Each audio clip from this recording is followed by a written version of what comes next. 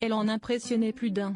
Au cours de sa vie, la reine Elisabeth II a rencontré de nombreuses personnalités publiques.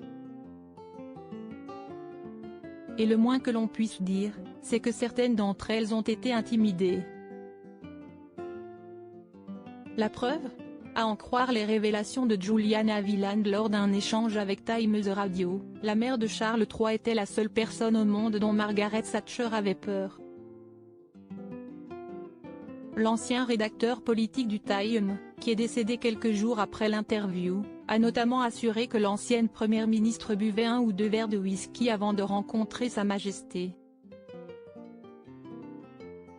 Au cours de l'échange, le journaliste Juliana Wieland s'est souvenu d'une interview avec Margaret Thatcher à Downing Street pendant laquelle il s'était rendu compte que la femme politique buvait beaucoup. Après avoir terminé, elle a pris un très grand verre de whisky. Margaret avait une sacrée capacité, a-t-il révélé, avant de poursuivre. C'était mardi à 17 h et son prochain rendez-vous était son audience hebdomadaire avec la reine. CST pourquoi elle a beaucoup bu.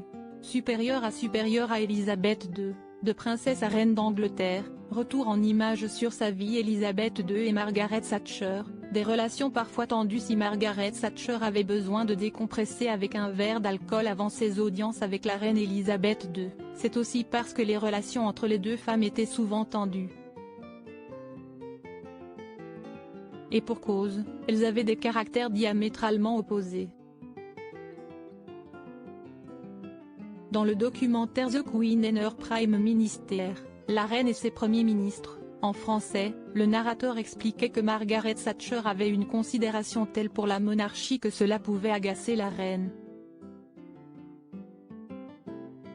Chaque fois qu'elle allait voir la reine, Madame Thatcher arrivait toujours un quart d'heure trop tôt pour son audience hebdomadaire et chaque semaine, la reine la laissait attendre 15 minutes, a dévoilé le narrateur. Selon l'auteur Graham Turner, la mère de Charles III se moquait même de la révérence de l'ex-première ministre.